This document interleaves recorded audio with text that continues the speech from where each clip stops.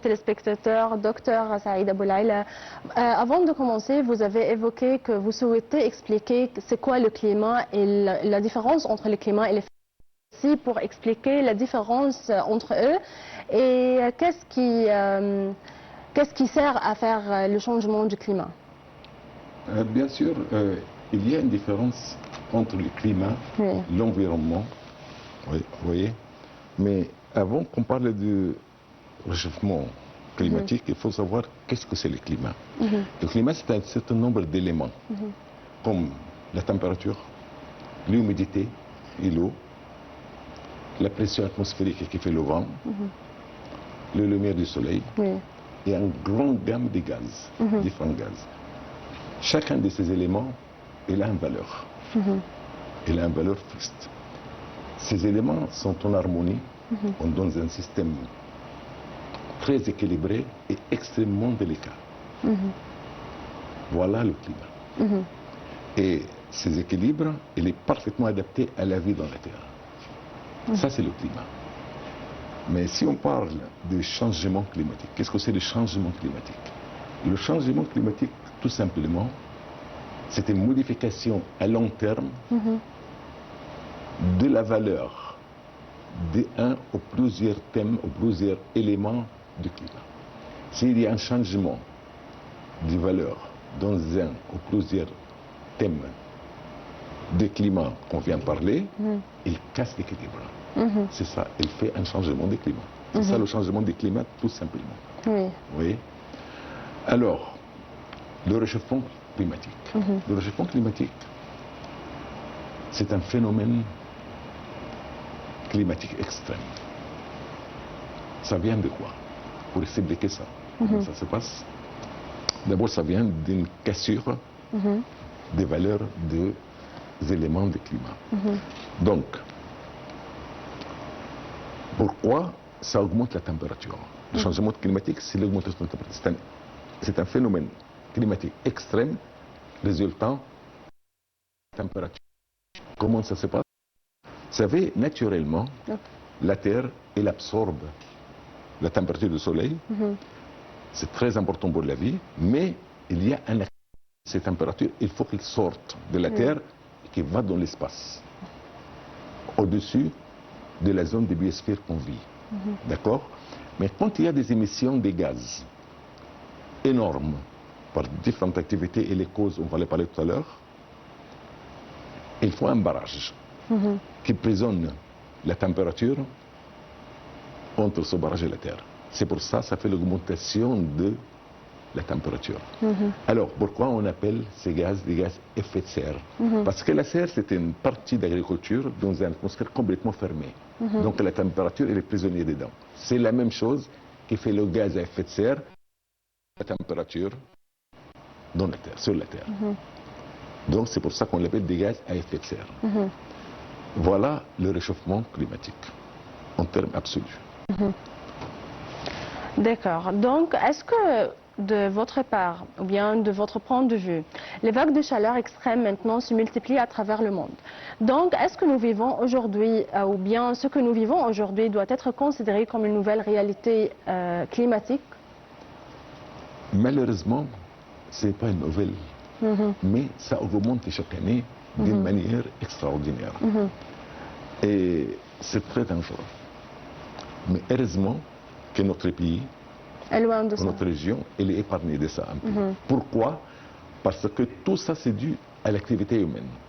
C'est l'activité humaine qui est responsable de tout ça.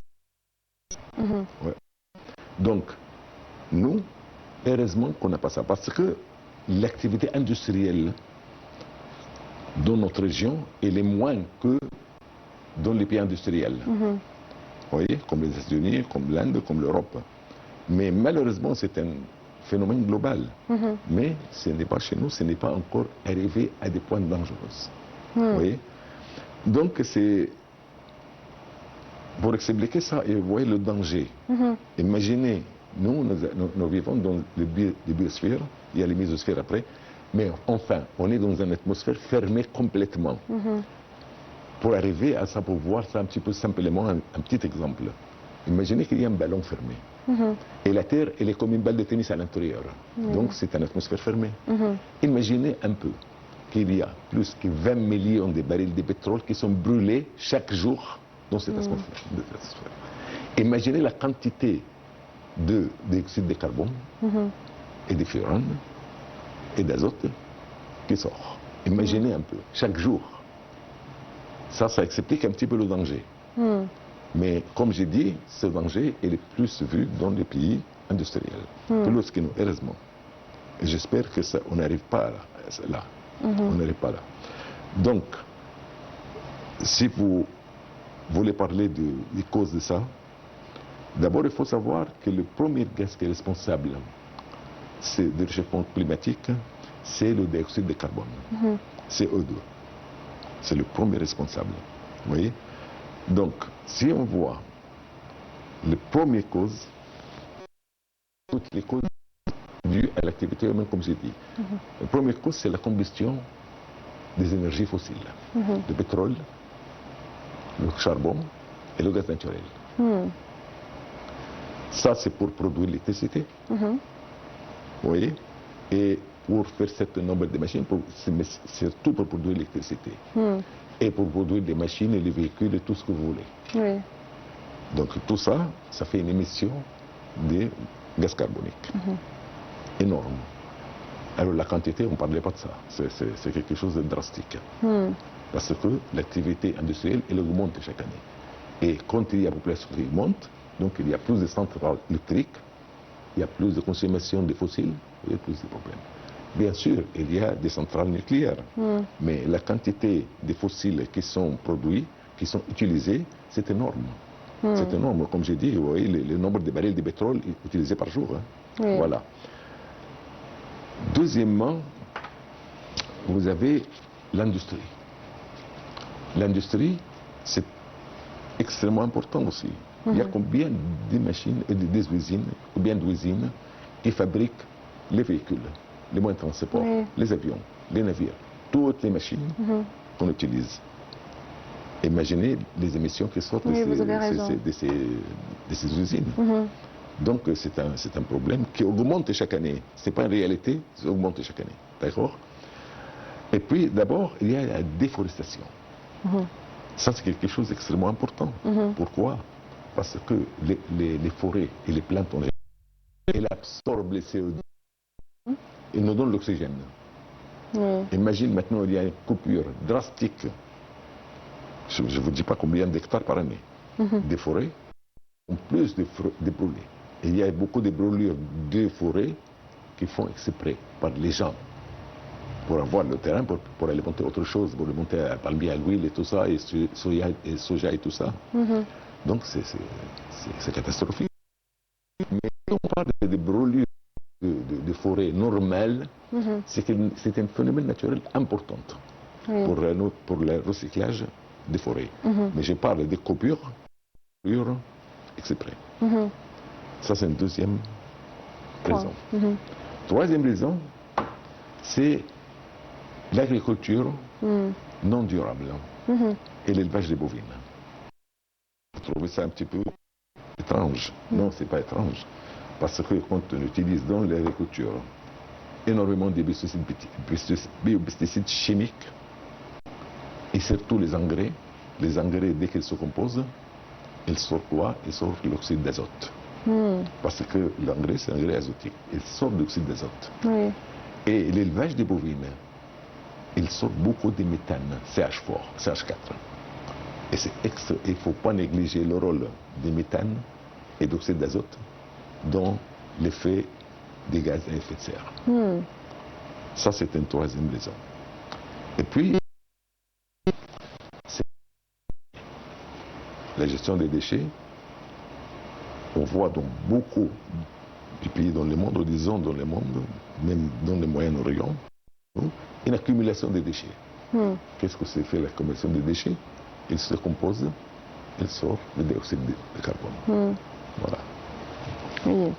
Donc, peut-on encore parler de phénomènes exceptionnels ou bien devons-nous désormais apprendre à vivre avec des épisodes climatiques de plus en plus extrêmes? Pardon, mais je n'ai pas compris la question. Est-ce que d'après vous, monsieur docteur Saïd, peut-on encore parler de phénomènes exceptionnels ou bien on doit vivre avec ces phénomènes qui sont en train de changer à côté de nous et autour de nous? Non, pour les zones qui sont extrêmement affectées, on ne peut pas vivre dans ces... Oui. Pourquoi? Parce que ça augmente chaque année. Ça prend plus en plus d'impact. C'est très difficile, c'est très dangereux. Vous voyez. Mais pour clarifier ce que vous dites là, ce que je viens de vous dire, il faut voir les impacts. Quels sont les impacts? Les impacts sont très connus. Alors, vous avez d'abord une détérioration de la santé humaine. Et surtout, la destruction de la biodiversité. D'accord? Et puis, vous avez les phénomènes climatiques extrêmes, comme les tempêtes, comme des fois des cyclones tropicaux, voyez, et qui fait des inondations et la sécheresse. Ça, c'est extrêmement difficile. Parce que vous avez dans des pays comme la Chine, les zones qui sont cultivables et puis les zones qui ne sont pas cultivables. Avec le changement climatique, maintenant la pluie des régions, les zones non cultivables, et puis il y a la sécheresse dans les zones cultivables. Par exemple, donc, elle amène les inondations et la sécheresse plus phénomène. Moi, en France, en 1987, 1997, non, 1987, il y a une vague de chaleur énorme le mois de juillet. Uniquement à Paris, il y avait 15 000 tués à cause de la chaleur. Moi, j'étais à ce moment-là. 15 000. Et le pays, il est complètement effondré. Par exemple, ça c'est des impacts. Donc, on voit ces impacts chaque année. Et en ce moment-là, avec ces impacts qui augmentent chaque année, on ne peut pas vivre avec ça. Il faut trouver des solutions. Il faut trouver des solutions. Concrètement, que signifie cette hausse de température que vous avez évoquée? Et si, est-ce qu'on peut, notre capacité, ou bien est-ce qu'on peut, les capacités du gouvernement à produire suffisamment de nourriture, ou bien non? Non. Comme je vous dis, une chose importante. Le réchauffement climatique, il affecte la production alimentaire de plusieurs côtés. D'abord, la sécheresse, les inondations, parce que les impacts qu'on a parlé, il y a un impact économique qu'on n'a pas parlé. Avec tout ça, ça détruit l'économie.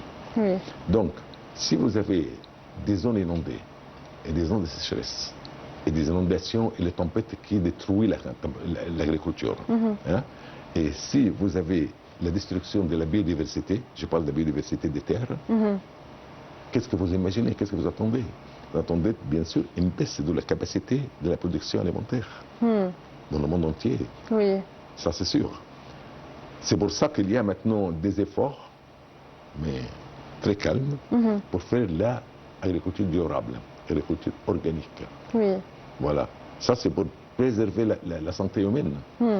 En même temps, pour essayer de préparer la terre pour une culture qui donne un rendement plus important. Plus important, voilà. Mais nous, il faut des efforts terribles pour essayer de limiter ce phénomène de réchauffement climatique. D'accord. Est-ce qu'à terme, est-ce que le changement climatique pourrait avoir un impact directement visible sur ce que nous trouvons dans nos assiettes et surtout sur les paiements, sur les prix de nourriture? Bien sûr. Parce que je vous dis que il faut voir l'impact économique du réchauffement climatique, comme je vous l'ai dit. L'impact économique, c'est sur quoi? Surtout sur les installations des bâtiments. Sur la terre, surtout sur la terre. Et sur la capacité de la terre pour donner un rendement agricole parfait. Donc, bien sûr, ça donne moins de ressources. Bien sûr, ça devient plus cher. Ça augmente l'inflation. C'est pour ça tout le monde est sujet à ça. Donc il y a un impact économique important. Tout ce que je dis comme impact sur le réchauffement climatique, ça recumule sur un impact économique. Oui.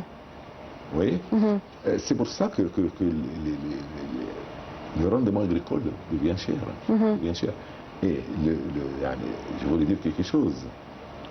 En Égypte, par exemple, quand il y a maintenant des points de sécheresse,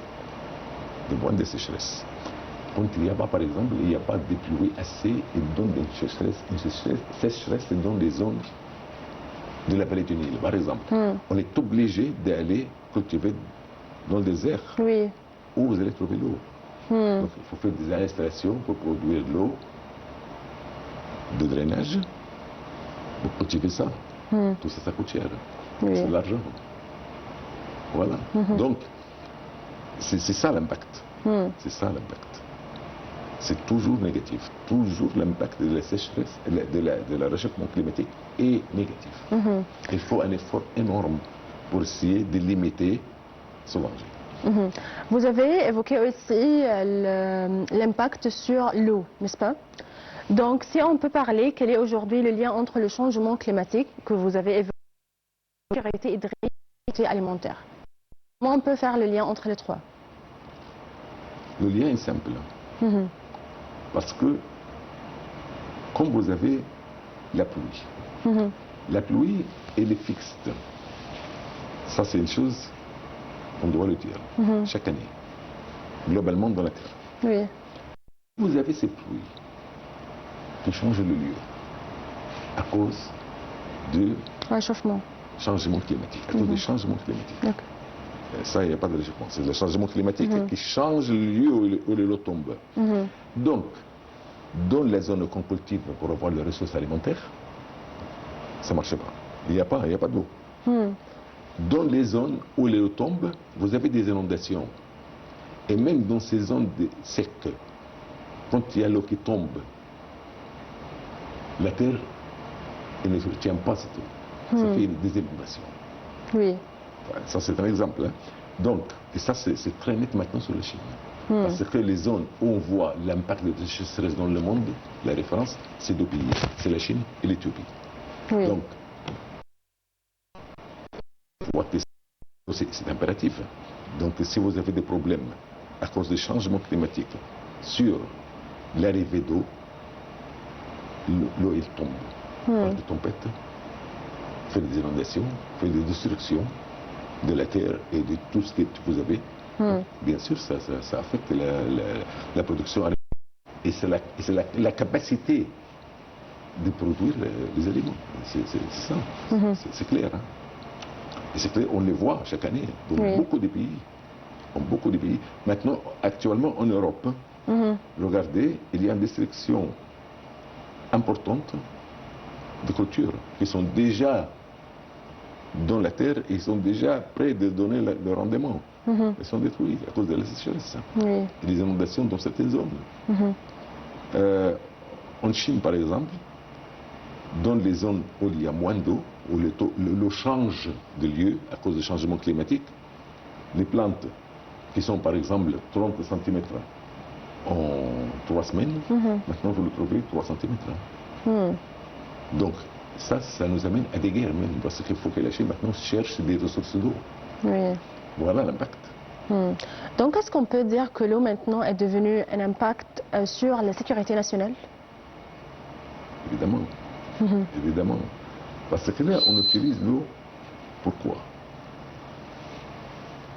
Pour les personnes, pour qu'on boit, pour l'agriculture et pour l'industrie. Si vous avez un défi de chacun de ça, c'est extrêmement important parce que la sécurité nationale, c'est dû à quoi? C'est basé sur quoi? C'est basé sur les ressources du pays. Et si ces ressources sont affectées par des phénomènes climatiques, bien sûr, vous avez moins de sécurité. C'est pour ça qu'il y a des efforts pour limiter ce problème de changement climatique et de réchauffement climatique, pour qu'on puisse avoir notre ressource qu'on avait et qu'on puisse augmenter ces ressources par des moyens de technologie, par les sciences, par les recherches, par tout ça. Oui. Donc la sécurité, elle est complètement liée à ces ressources. Oui. Je remercie infiniment Dr Saïd Aboulaye. Vous êtes professeur à l'université. Je vous remercie infiniment d'être avec nous aujourd'hui et de partager votre vision et votre analyse pour le changement climatique. Merci. Merci beaucoup. Chers téléspectateurs, le changement climatique nous rappelle finalement que l'environnement n'est pas séparé par nos vies. Il touche notre eau, notre alimentation, notre économie et même notre sécurité. Je vous laisse avec une petite pause et on revient.